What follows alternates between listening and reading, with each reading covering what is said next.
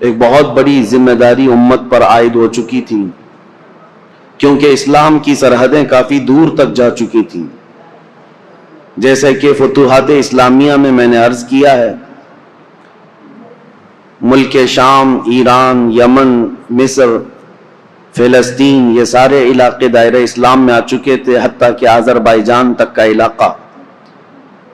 دور فاروقی میں اسلام وہاں تک پہنچ چکا تھا، اور صحابہ اکرام رضوان اللہ تعالی علیہم اجمعین نے وہاں تبلیغ اسلام شروع فرمائی اور پرچم اسلام لہرایا۔ اب 10 سال خلافت کے امور پر فائز رہنے کے بعد جب سیدنا عمر فاروق رضی اللہ تعالیٰ عنہ شہید ہوئے تو اب خلافت کا مسئلہ آتا ہے، کیونکہ سب سے اہم مسئلہ خلیفہ کا چننا، اپنے امیر کو مقرر کرنا، اور سارے لوگ اس سے راضی رہیں، یہ بہت اہم مسئلہ ہوتا ہے۔ تو سیدنا عمر فاروق رضی اللہ تعالیٰ عنہ کو جو مسجد میں مارا تھا ظالم ابو لولو فیروز مجوسی، وہ تو خودکشی کر کے ختم ہو گیا، لیکن 3 دن تک سیدنا عمر فاروق رضی اللہ تعالیٰ عنہ باحیات تھے۔ ان 3 دنوں کے اندر آپ نے کافی نصیحتیں کی، وصیتیں فرمائی۔ ان میں سے ایک وصیت یہ بھی تھی کہ آپ نے ایک شورا قائم کی تھی 6 صحابہ کی۔ اب خلیفہ کا انتخاب سب سے پہلے کیسے ہوا آپ کو میں بتاتا ہوں۔ اس سے قبل 2 خلیفہ عام مسلمانوں کی رائے سے متفق سب تھے، اس بات پر خلیفہ کا انتخاب ہوا، جیسے حضرت ابو بکر صدیق رضی اللہ تعالیٰ عنہ کا اور حضرت عمر فاروق رضی اللہ تعالیٰ عنہ کا بھی۔ تمام صحابہ اس وقت جتنے موجود تھے، مہاجرین انصار، سب کا اتفاق تھا۔ یہ اور بات ہے کہ حضرت عمر فاروق کے متعلق حضرت ابو بکر صدیق رضی اللہ تعالیٰ عنہ نے پہلے سے اعلان کر دیا تھا۔ اب حضرت عمر کی شہادت کے بعد، بلکہ حضرت عمر نے اپنی شہادت سے پہلے 6 بڑے صحابہ جو 10 مبشرہ میں سے ہیں، جو رسول اللہ کے نہایت قریبی صحابہ تھے، ان کو طلب فرمایا۔ ان میں حضرت طلحہ ہے، حضرت زبیر ہے، حضرت سعد بن ابی وقاص ہیں، حضرت عبد الرحمن بن عوف ہیں، اور پھر حضرت عثمان غنی اور حضرت علی ابن ابی طالب کرم اللہ وجہہ الکریم۔ یہ 6 صحابہ 10 مبشرہ میں سے ہیں۔ ان کے متعلق رسول اللہ صلی اللہ علیہ وسلم نے دنیا میں ہی جنت کی بشارت دی ہے، اور یہ معزز تھے، سابقین اولین میں سے تھے، یعنی سب سے پہلے اسلام لانے والوں میں سے تھے۔ حضرت عمر فاروق رضی اللہ تعالیٰ عنہ نے ان 6 سے کہا کہ تم سب اتفاق رائے سے مسلمانوں کے لیے امیر کا انتخاب کر لینا، کسی خلیفہ کا انتخاب کر لینا، اور زیادہ دن تک مسلمانوں کو الجھن کا شکار ہونے نہ دینا۔ یہاں تک کہ حضرت مغیرہ بن شعبہ رضی اللہ تعالیٰ عنہ ایک صحابی ہیں، ان کو، حضرت ابو موسیٰ اشعری ایک صحابی، ان کو حضرت عمر فاروق رضی اللہ تعالیٰ عنہ نے ایک گھر کے دروازے پر جمع کر دیا تھا۔ یہ 6 صحابہ اندر ہیں اور کچھ مہاجرین اور انصار صحابہ ہیں، کہ کسی بھی باہر والے شخص کو یہاں اندر آنے نہ دینا جب تک کہ یہ لوگ خلیفہ کا انتخاب نہ کر لیں، فتنہ ہو سکتا ہے۔ نئے لوگوں کا شامل ہونا فتنے کا سبب بنتا ہے۔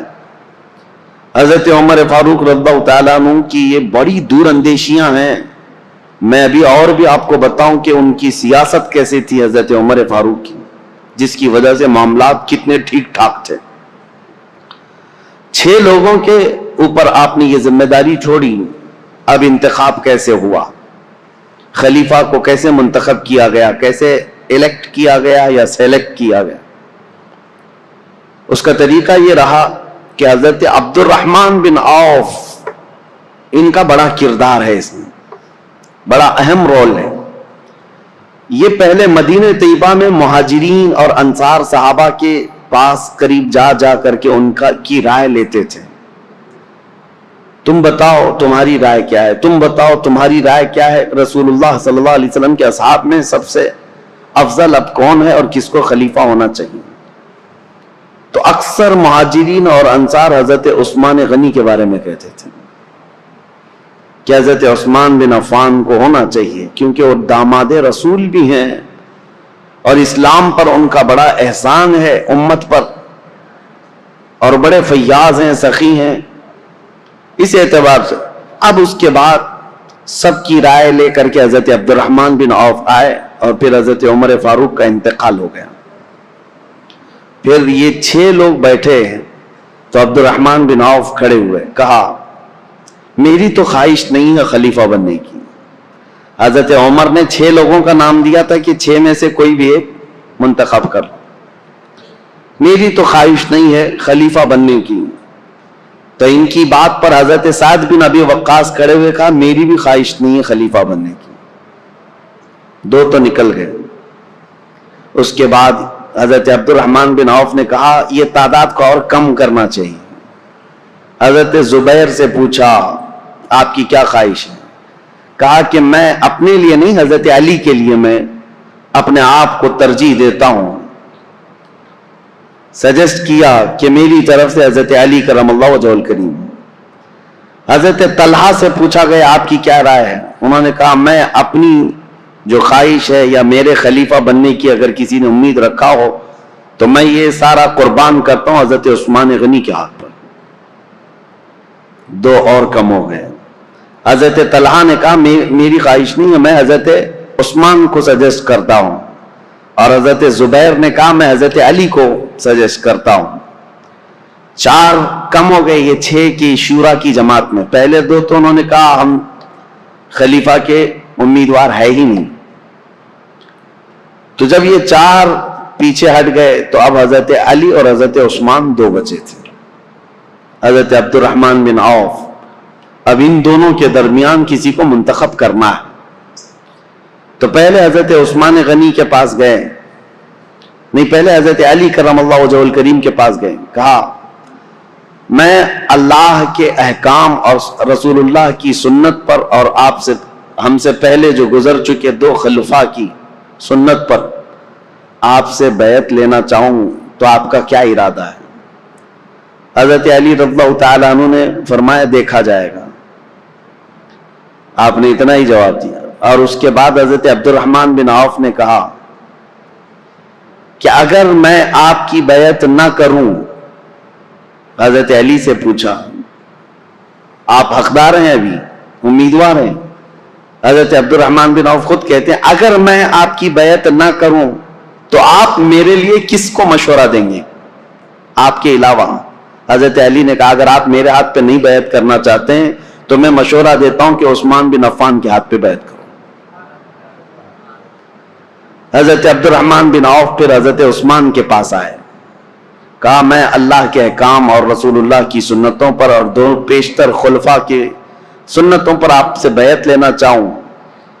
تو حضرت عثمان غنی نے کہا ٹھیک ہے، انہوں نے منظوری دی۔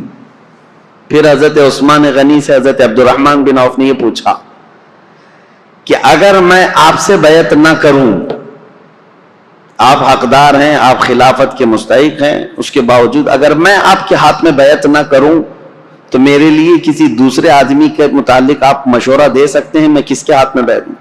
حضرت عثمان غنی نے کہا اگر آپ میرے ہاتھ پہ بیعت نہیں ہونا چاہتے تو میں مشورہ دیتا ہوں علی بن ابی طالب کے ہاتھ پہ ہو جائے۔ یہ الگ الگ لے جا کر کے حضرت عبد الرحمن بن عوف نے پوچھا تھا، ان کو الگ لے جا کر، ان کو الگ لے جا کر، اور اس کے بعد پھر یہ بھی پوچھا تھا دونوں سے کہ اگر آپ کے ہاتھ پر بیعت نہ کی جائے تو کیا آپ کو اس کا قلق ہوگا؟ کہا قطعاً نہیں ہوگا، اس بات کا نہ غم ہوگا نہ قلق ہوگا۔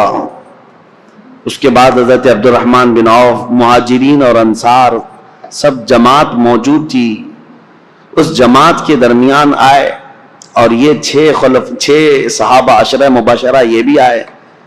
تو حضرت عبد الرحمن بن عوف نے اپنا سارا ماجرا بتایا کہ لوگوں سے میں نے معلوم کیا، اور اس کے بعد حضرت علی سے بھی میں نے پوچھا، حضرت عثمان سے بھی پوچھا، لوگوں نے پوچھا کہ کیا معلوم کیا، کیا پوچھا آپ نے لوگوں سے اور کیا آپ کو نتیجہ ملا؟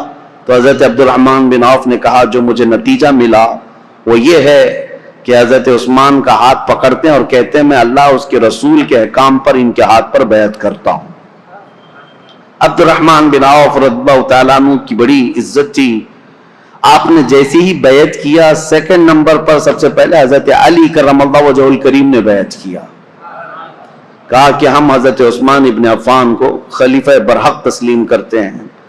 اور اس کے بعد جوق در جوق مہاجرین اور انصار صحابہ کے جتنے بھی جماعتیں تھی، طبقے تھے، سبوں نے حضرت عثمان غنی کے ہاتھ پر بیعت کر لیا، اور بالاتفاق صحابہ کا اجماع ہوا اس بات پر، حضرت عثمان غنی کے ہاتھ پر سبوں نے بیعت کیا۔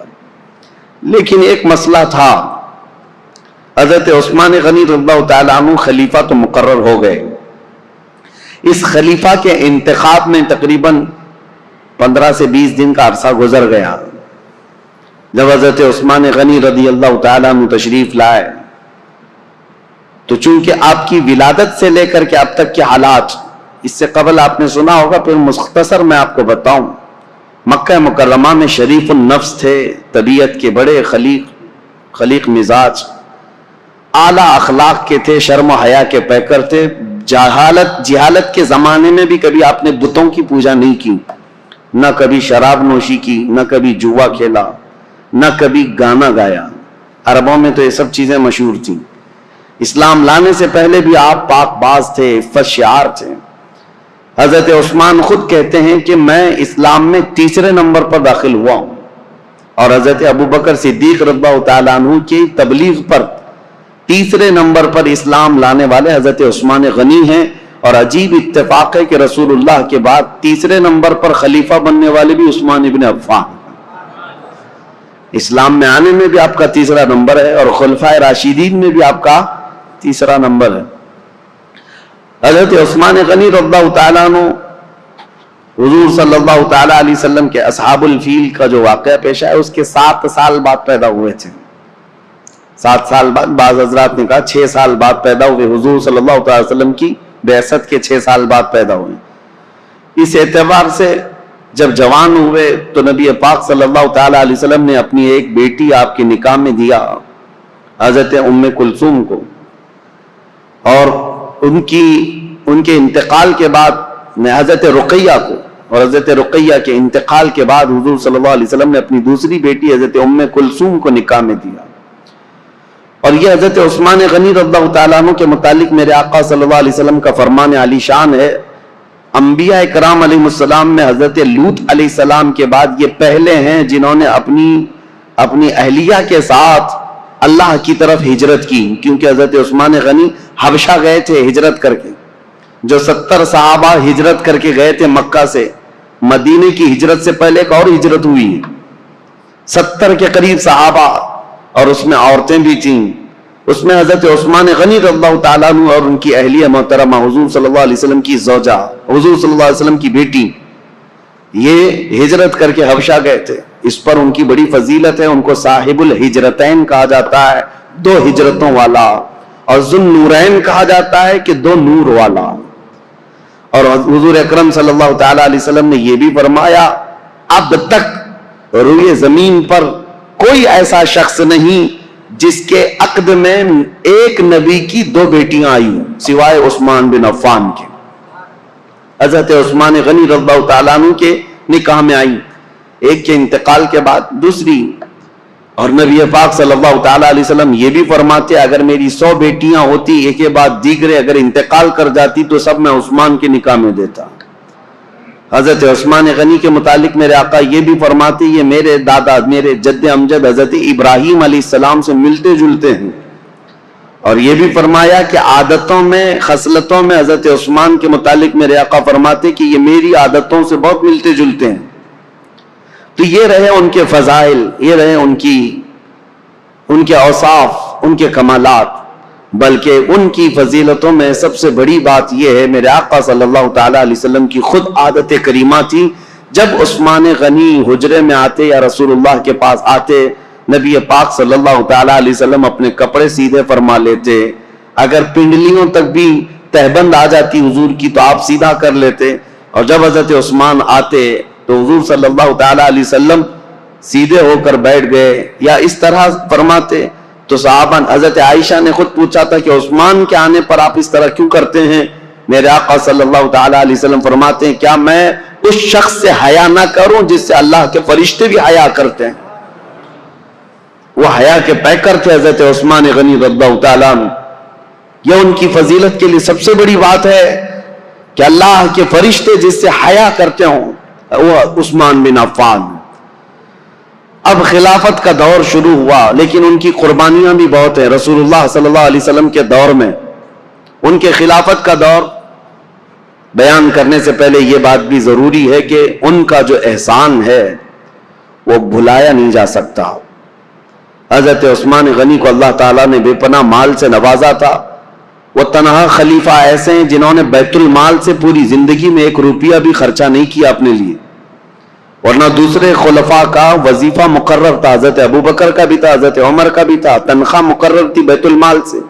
حضرت عثمان نے کوئی تنخواہ نہیں لی پوری زندگی بھر، بلکہ ان کا مال اتنا تھا کہ رسول پاک صلی اللہ تعالی علیہ وسلم جیش العسرہ کے وقت، ایک جنگ میں جانے کے وقت ترغیب دے رہے تھے مسلمانوں کو کہ کوئی مال اللہ کی راہ میں خرچ کرے. تب حضرت عثمان غنی آئے تھے اور کہا تھا میری طرف سے 100 اونٹ اور ساز و سامان کے ساتھ. حضور صلی اللہ علیہ وسلم نے دوبارہ ترغیب دیا تو حضرت عثمان پھر کھڑے ہوئے کہا میری طرف سے 200 اونٹ اور ساز و سامان. تیسری مرتبہ حضور نے فرمایا تو حضرت عثمان کھڑے ہوئے کہا 300 اونٹ میری طرف سے اور ساز و سامان. نبی پاک صلی اللہ تعالی علیہ وسلم کھڑے ہوئے اور پھر حضرت عثمان غنی 1000 دینار، 40 دینار پر زکوٰۃ واجب ہوتی ہے، 7.5 تولہ سونے کے برابر 40 دینار ہوتے ہیں. 1000 دینار حضرت عثمان غنی جھولیوں میں بھر کر رسول پاک صلی اللہ علیہ وسلم کے پاس لا کر نظر کر دیا. حضور صلی اللہ تعالی علیہ وسلم ان کے لائے ہوئے دینار کو الٹ پلٹ کرتے تھے اور منبر پر کھڑے ہو کر فرماتے آج کے بعد سے عثمان کو کوئی عمل نقصان نہیں دے سکتا، ان پر جنت واجب ہو چکی ہے. حضرت عثمان غنی کی یہ قربانیاں میرے عزیزو، یہ آسان لگتا ہے 100 اونٹ 200 اونٹ 300 اونٹ. اس زمانے میں بھی اونٹ کی قیمت جو ہے آج کی مشہور کار کے برابر تھی. اس وقت کی سواریاں ہیں، وہ جس کے پاس 1 اونٹ ہے یہ سمجھ لے کہ وہ بڑا امیر شخص ہوا کرتا تھا. اونٹ کی سواری مہنگی سواریوں میں سے ہوتی تھی اور 100 اونٹ نظر کر دینا، بلکہ 300 اونٹ ایک جنگ میں نظر کر دینا. ایک تاریخ داں ہیں، مورخ ہیں، انہوں نے اس زمانے کے کیلکولیشن کے اعتبار سے اس وقت کی جو بھی اماؤنٹ انہوں نے دی تھی حضرت عثمان غنی نے، اس کو کمپیئر کر کے بتایا ہے کہ اس دور میں حضرت عثمان غنی کا دیا ہوا دان، دیا ہوا صدقہ، قیمت اور اس کی مالیت اگر کمپیئر کی جائے تو اس زمانے کے 1 ارب 20 کروڑ روپیہ بنتے ہیں.